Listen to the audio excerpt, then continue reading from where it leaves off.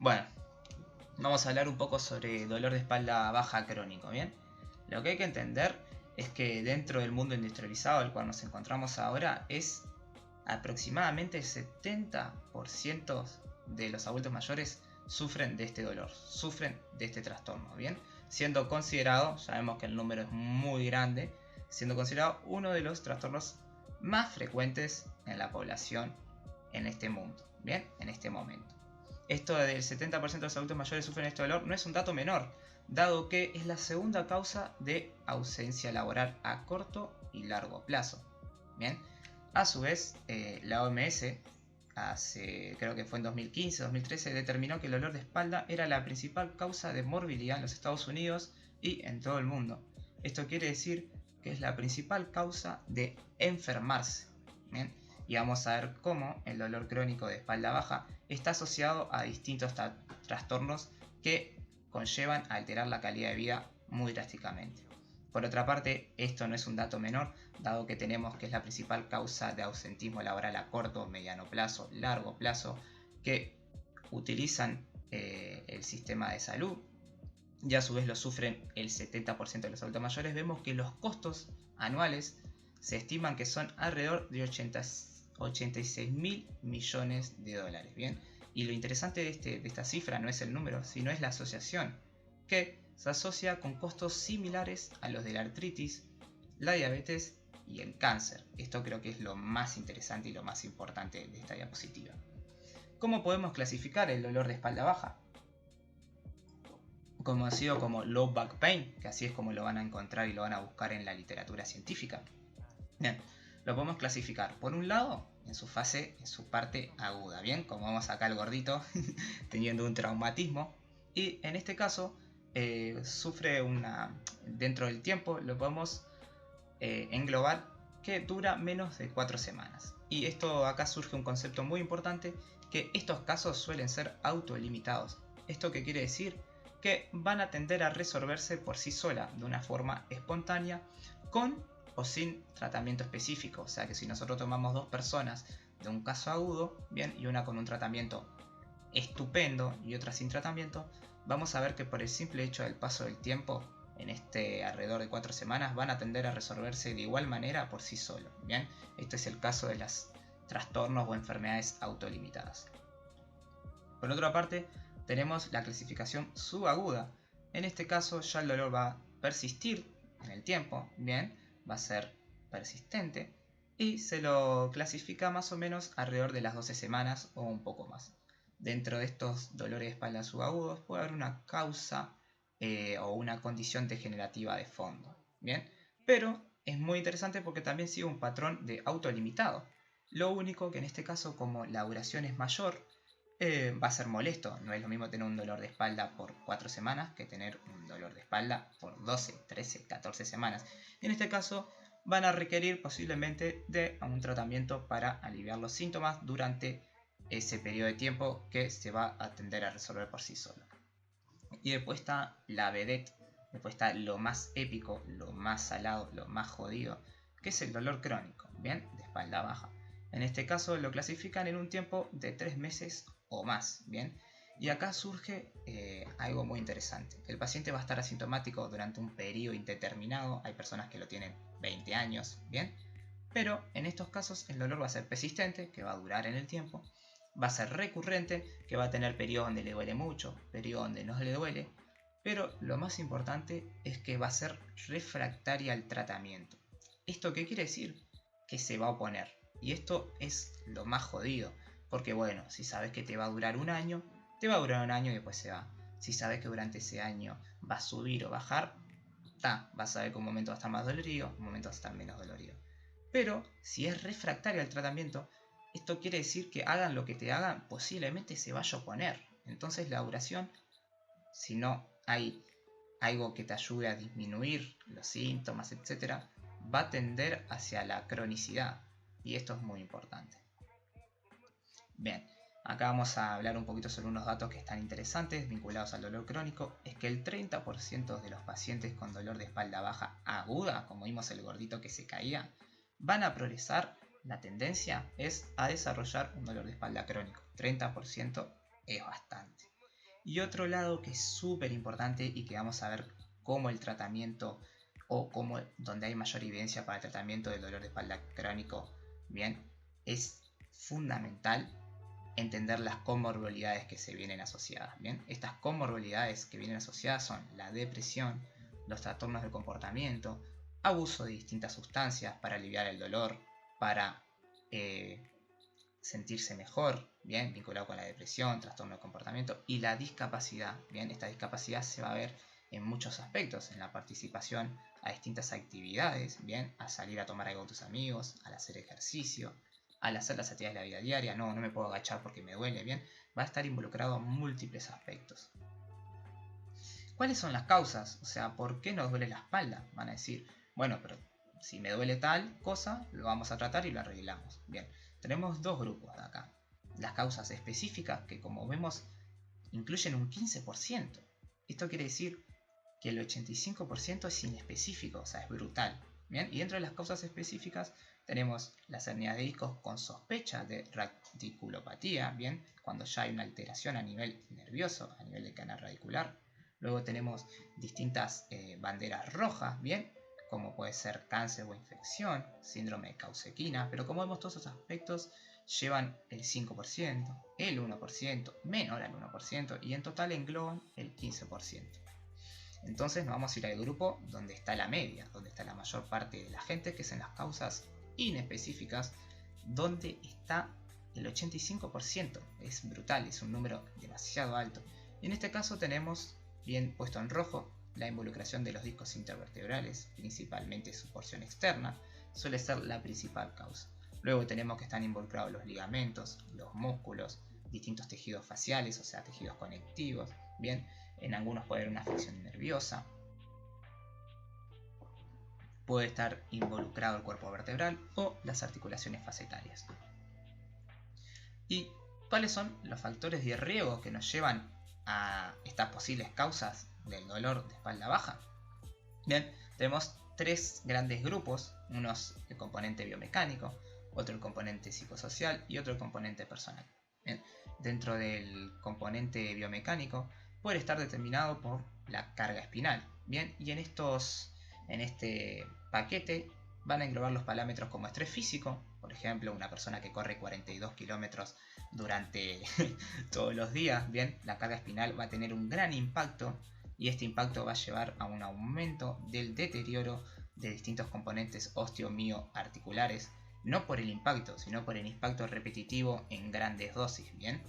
Entonces, y las tareas físicas asimétricas, como puede ser el trabajar con una computadora en el lado derecho y estar totalmente 8 horas con esta postura.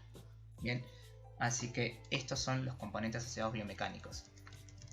A ver, voy a preguntar a ver quiénes andan por aquí. Por otra parte tenemos lo que está involucrado al área psicosocial. Y acá va a pertenecer el estrés psicógeno y está relacionado en parte con la satisfacción laboral y la responsabilidad de la persona. Así que como vemos ya van englobando distintos aspectos. Y por otra parte tenemos los factores de riesgo conocidos como personales, bien, que en un lado pueden estar los físicos, los morfológicos como los antropométricos, pueden estar involucrados también el género, hombre o mujer, van a ver que hay una diferencia, y distintos aspectos familiares o psicológicos. Entonces tenemos un gran abanico de factores de riesgo. Pero falta nombrar algo también muy importante e interesante, que es la predisposición genética, luego la alteración de la nutrición y el metabolismo de los discos invertebrales, ahora igual lo vamos a explicar un poquito más a fondo, y el típico factor de riesgo para todo, que es el ser fumador, y uno muy interesante es el bajo nivel educativo. Bueno, como vimos que la principal causa estaba involucrada en las modificaciones de los discos intervertebrales, vamos a dejarle una diapositiva para hablar sobre ello. Bien, esta principal causa también la pueden encontrar en la literatura científica como la triple D o la Degenerative Disc Disease. Bien, y se vincula estrechamente con el envejecimiento, aunque esto no quiere decir que envejecemos y tenemos que tener dolor, no. Y a su vez está la degeneración de los discos intervertebrales o la modificación está estrechamente relacionada con el envejecimiento, pero la mayoría de los casos suelen ser asintomáticos. Es por eso que esta principal causa de dolor lumbar lo estamos asociando con dolor lumbar no específico, en las causas no específicas. ¿Por qué? Porque a mí me sacan una resonancia, a vos también. Capaz que yo tengo más dolor de espalda que vos, pero vos capaz que estás en la resonancia y tenés una espalda totalmente degenerada, pero sos asintomático. Así que es muy interesante. Y hasta acá lo que tenemos que comprender es que a nivel internacional, a nivel de la literatura, lo que he publicado, es muy complejo el diagnóstico del dolor de espalda baja. Bien, diferenciar, saber las causas, saber el lugar, te duele el tejido tal, por esto, aquello, es muy difícil. Así que el lugar donde viene el dolor no está claro. Entonces, esto va a darle un nivel de complejidad superior a lo que va a ser el tratamiento. Y a su vez, estamos viendo que hay un componente fisiológico del envejecimiento que nos escapa hasta ahora, bien, y lo hace tan complicado por el hecho de que la mayoría de los casos son asintomáticos. Entonces, ¿cómo hacemos? Bien, para ver cómo hacemos hay que explicar un breve lapso del dolor, bien, la definición del dolor de la OMS, que es una experiencia sensorial, cognitiva y emocional desagradable que está asociada con un daño tisular real o potencial. Esto es muy importante, ahora lo vamos a ver. Y se manifiesta a través de reacciones vegetativas, psicológicas y conductuales, lo que está un poco relacionado con los factores de riesgo que vimos, que entraban mucho sobre la parte psicosocial, psicológica, personal. Pero de esta frase no tenemos que quedar con que el daño tisular puede ser potencial, por lo tanto va a existir dolor sin lesión. Esto hay que anotárselo y es muy importante.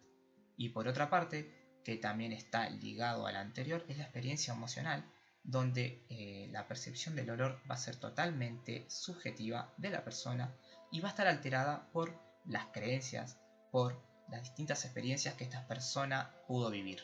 Bien, y acá a la izquierda tenemos un buen esquemita. A ver si puedo poner... bueno, no puedo poner. Tenemos un esquemita en donde vemos que hay 4 procesos o 4 etapas del dolor para ser percibido. En primera instancia tenemos en el lugar periférico la transducción, en donde el estímulo va a ser leído por los propiamente dichos nociceptores y va a ser transmitido a través del sistema nervioso periférico hacia la médula espinal. En este caso estamos entre la transducción y transmisión, y en este lapso puede surgir lo que es la sensibilización periférica. No vamos a entrar a desarrollarlo, vamos a ver todo muy bien por arriba.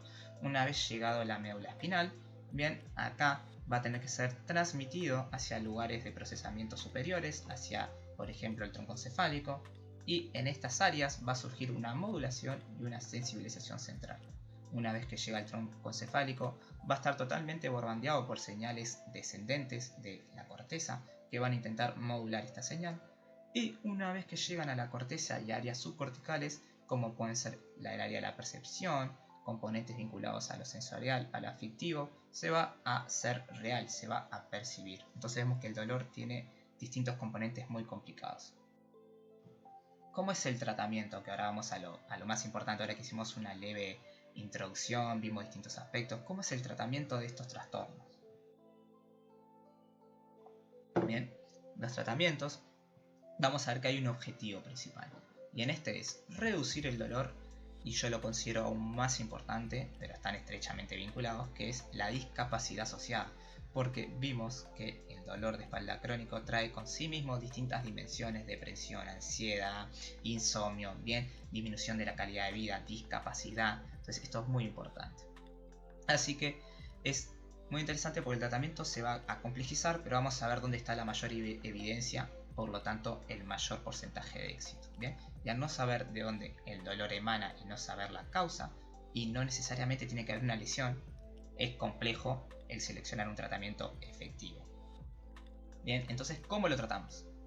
Bueno, vamos a ver cuáles son las intervenciones. Tenemos dos grupos de intervenciones, bien, que son consideradas multimodales, en donde suelen ir desde un tratamiento farmacológico hasta la educación del paciente, y ahora vamos a ver todo esto. Y por otra parte tenemos una intervención multidisciplinaria, en donde van a estar involucrados distintos tipos de profesionales del área de la salud. Claramente vimos que los psicólogos van a ser muy importantes, los psiquiatras van a ser muy importantes, y vamos a ver que igualmente lo más importante son los fisioterapeutas. Entonces vamos a ver cómo sigue. Acá tenemos como más o menos basado en la evidencia Esto es sacado de un libro del 2020 que cita este esquema de un libro del 2016, en donde vemos que va de lo más pobre de evidencia, donde están considerados los agentes físicos y las terapias complementarias, hacia el grado de evidencia más fuerte, que es el ejercicio. Bien, esto es muy importante porque a mí me ha llegado muchas veces pacientes con dolor de espalda crónico que han tenido múltiples sesiones, que lo tienen durante muchos años, y el tratamiento dice magneto, ultrasonido y TENS. Pero vemos que la evidencia es totalmente pobre, está en el rango más pobre de todos. Entonces parecería una falta de respeto hacia los pacientes, sobre todo. Entonces acá tenemos en rojo que tenemos la mayor evidencia, el ejercicio.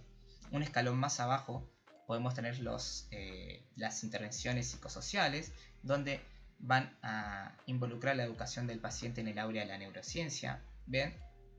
Y vemos que entre medio tenemos la terapia manual y el automanejamiento de la persona. Bien, el ser autónomo, el tener distintos avisos, distintos textos o distinto comportamiento de educación al paciente, que él se autoempodere y quiera tener una participación activa en el tratamiento. Y vemos una línea que en realidad ahora la tendencia es que esta parte del escalón vaya hacia el cuarto escalón junto hacia los aspectos psicosociales. Bien, muy importante el área de educar al paciente, de comentarle un poco sobre cómo va esto del dolor, de darle material, de mandarle a hacer ejercicios a la casa, de ayudarlo, de incentivarlo a que él esté más participativo, porque estos tipos de trastornos crónicos tienden a cansar al paciente y, como vimos, tienden a la depresión, van a empezar a disminuir sus actividades, van a empezar a disminuir su ambiente social, y todo esto va a comprometer en parte nuestro tratamiento, va a influir de forma negativa en el comportamiento del paciente. Así que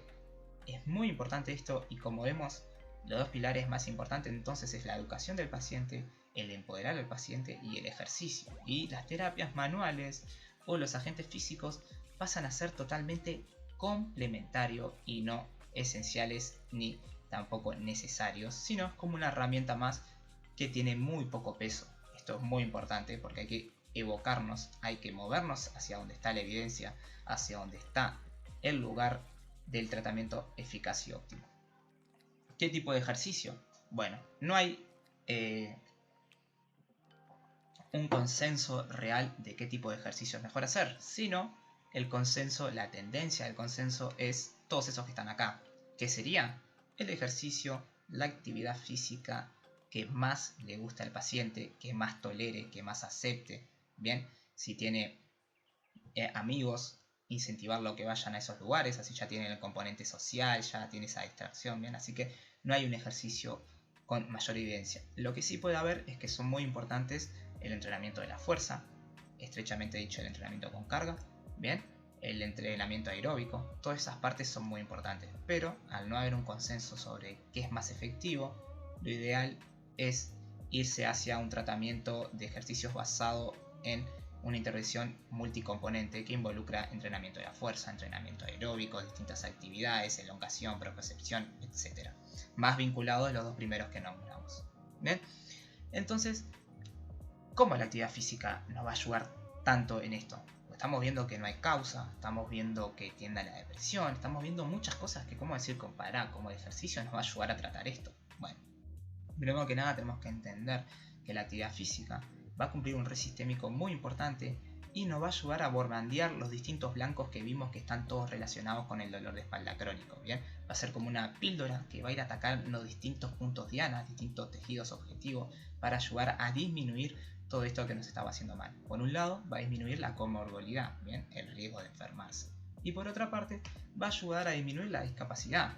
Y si nosotros vemos que la persona va a tender a enfermarse menos, va a tender a disminuir su discapacidad, o sea, va a tender a poder hacer más actividades, todo, ya vamos a ir golpeando los distintos componentes psicológicos, comportamiento de la persona, el área afectiva, bien, es muy interesante y muy importante. Así que vimos que el estrés, la ansiedad y la depresión es un factor de riesgo relacionado con la cronicidad del dolor de espalda baja a los pacientes, y el ejercicio va a ayudar a borbandear todos estos blancos, y esto es muy interesante y muy importante.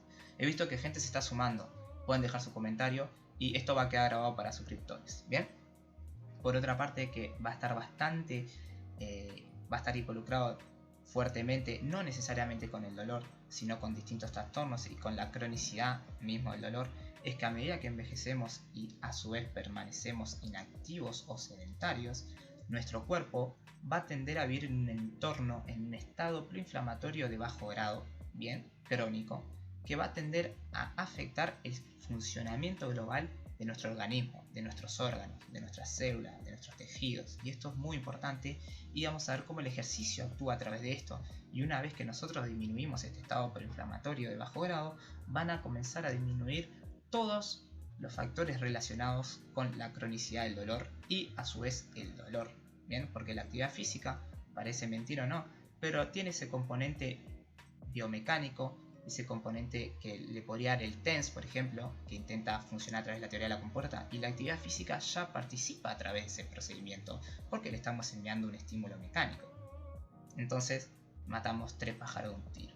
¿Se puede revertir, bien, este estado proinflamatorio de bajo grado? Bueno, sí.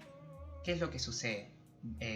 Este estado proinflamatorio de bajo grado se especializa o se caracteriza porque se comienzan a secretar distintas sustancias como la interleuquina 6, la interleuquina 1 beta, el factor de necrosis tumoral, distintas especies reactivas de oxígeno, entre muchas otras, que como vimos van a comenzar a dañar el organismo, van a alterar la expresión de los genes, mejor conocido como la epigenética, y esto lo que hace es acelerar el envejecimiento, va a aumentar el riesgo de discapacidad, va a aumentar la dependencia frente a las actividades de la vida diaria, y esto lo que hace es un aumento de la hospitalización y la mortalidad. Bien, todo lo que vimos es como un efecto dominó de cosas que se empiezan a sumar.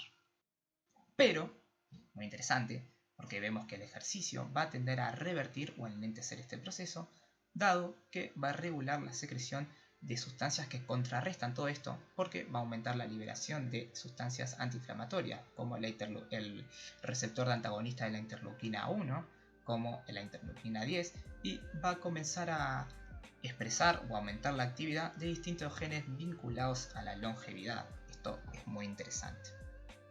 Y entonces, ¿qué no hacer frente a estos trastornos que no hay evidencia y es lo primero que hacen? Por un lado, si no estamos frente a una bandera roja, si no estamos frente a las causas específicas, una movilidad quirúrgica y invasiva no va a mejorar la discapacidad a largo plazo, entre otras cosas y otras desventajas, por lo tanto, no la recomiendo. Y si nosotros vemos que la persona lleva una tendencia hacia el abuso de sustancias, hacia la cronicidad, bien, el uso crónico de AINES, de antiinflamatorios no esteroideos, lo que hace es provocar un aumento de la toxicidad a nivel del tracto gastrointestinal, renal y hepático. Entonces va a tender a empeorar aún más la salud de este paciente. Así que bueno, más o menos la charla de hoy, vimos que casi unos 30 minutitos. Bien, esta es la bibliografía que lo saqué. No sé si les pareció